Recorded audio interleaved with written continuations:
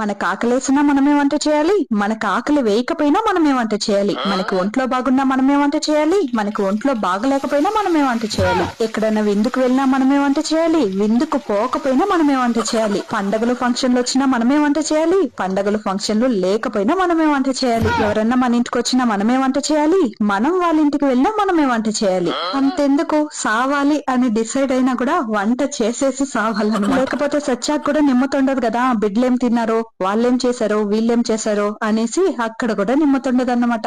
So అందుకే సచ్చేటప్పుడు కూడా వంట చేసేసే సస్తామన్నమాట. సో ఆడవాళ్ళకి most of the tourist place ఏదంటే వంటగదబ్బా. వంటగది లేసిందే వంటగదికే పరిగెత్తుతాం. అప్పుడు స్టార్ట్ చేస్తే 10-11 అవుతుంది అన్ని ఫినిష్ చేసుకుని రావడానికి. ఒక అరగంట టైం తీసుకుని నిమ్మతిగా టిఫిన్ చేద్దాం అని అనుకుంటాం, కానీ ఆలోపే మధ్యాహ్నానికి టైం అయిపోయిందని చెప్పేసి మళ్ళీ పరుగులు వంటగదికి, మళ్ళీ మధ్యాహ్నం కావాల్సిన లంచ్ అంతా చేసేసి ఇప్పుడు తీసుకోవచ్చు ఒక అరగంట టైం అని అనుకుంటాం. ఇక ఇంట్లో పనులంతా ఎక్కడ దాడు ఉంటుంది. అదంతా ఫినిష్ చేసే లోపే స్కూల్ కు వెళ్ళినోళ్ళు, ఆఫీస్ కు వెళ్ళినోళ్ళు వచ్చేస్తారు. టీ పెట్టు, వంట చేయి అంటూ. ఇక మళ్ళీ పరుగులు వంటగదికి.